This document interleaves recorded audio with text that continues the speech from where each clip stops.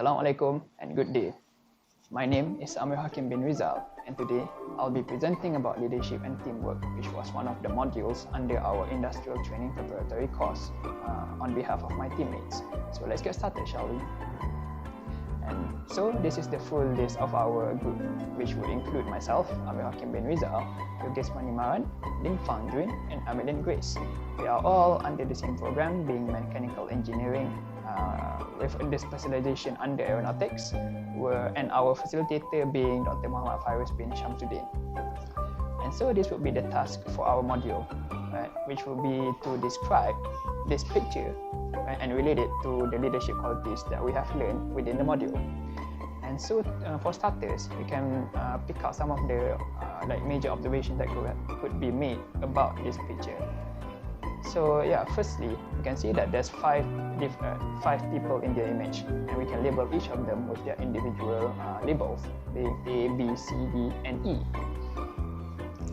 And secondly, we can also differentiate the position between all of them, with leader A, the ones pushing the sphere, being the furthest ahead compared to B, C, D, and E, who are pushing cubes. Right? And thirdly, we can, like I mentioned before, we can see that leader A is pushing spheres while the rest are pushing cubes. Right? And aside from that, we can also make the observation that whilst B, C, D, and E are being quite close to each other, by looking at the trail marks on the ground, we can sort of infer that leader B, C, and D are making progress, whilst leader E are not making any progress at all. Right? Because he has no trail marks under the cube, right? And so the cubes in the image here we can start our inferences, right? And so the cubes in the image could be representing the ordinary or average leadership qualities that are being employed at these organizations, right? Meanwhile, the sphere that is being pushed by leader A could be representing the good, open-minded leadership qualities that are being employed there. And additionally, the sphere could also be symbolizing the different kind of leadership and teamwork approach, and compared to the rest, right?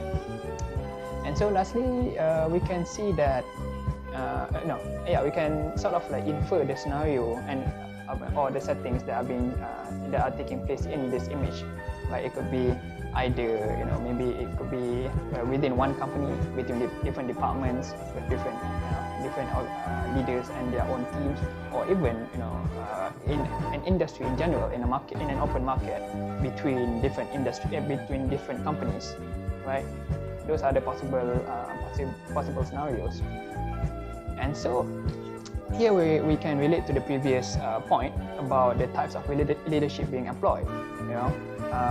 Here we would like to emphasize more on the fact that A, B, C, and D are making progress, whilst leader E are not making progress at all, rather than the fact that A is being the furthest ahead compared to the rest. And so we can sort of infer here that leader A, B, C, and D are providing proper direction and taking charge of their team in order to lead their team towards the objective and reaching the goal.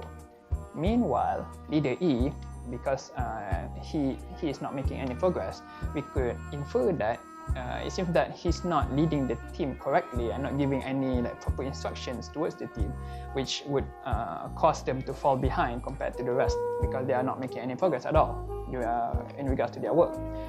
But in spite of this, all of them will probably fall under the category of authoritative, because they are the leaders of their respective companies. But with the exception that some of them, especially being leader A in this case, having way more efficient and having any quality leadership skills, while the rest doesn't have that much on par with leader A. And here we can also assess the teamwork qualities between the different organizations, right? Firstly, and we can see that because it's a competitive market, not because but aided by the competitive conditions, right? It seems that there's no teamwork between the companies. You can't see the A, B, C, D, and E working with each other to push towards their goal. That's the first observation that we can make, that could have been made.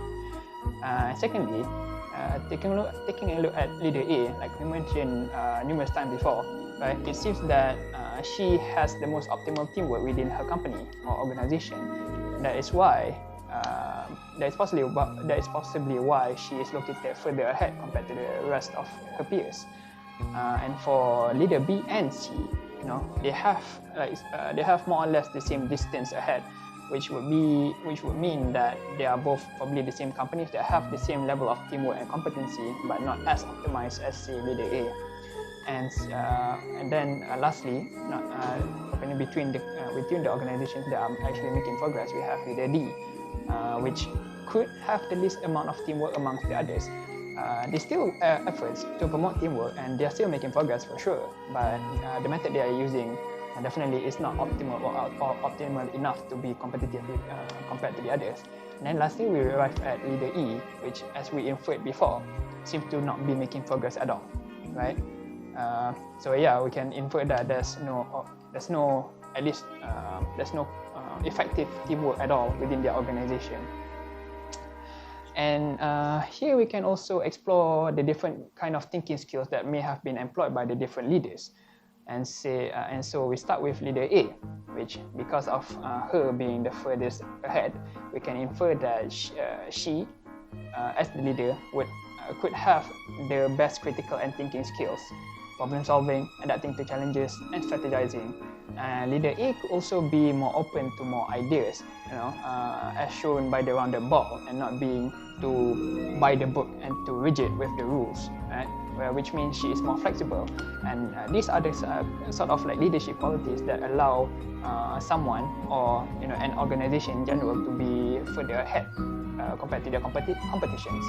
Right? This is the kind of leadership skills that we want in an individual, in a leader in general.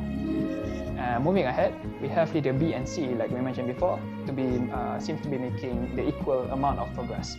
And so here we can see that they probably employ like a moderate level of thinking skills, but definitely not as progressive or as effective as leader A. And then we have leader D, which is far behind A, B, and C, but not as behind as E, which we can infer that leader D might have the least level in critical thinking skills, which means that the leader might have efforts to do so, but either it doesn't work or it's not as optimized as compared to A, B, and C. And lastly, we have leader D, which indicated by the lack of progress, might infer that there's an absence, or the critical thinking skills that are being employed are completely ineffective and plays no role in helping towards pushing the work towards the goal, right?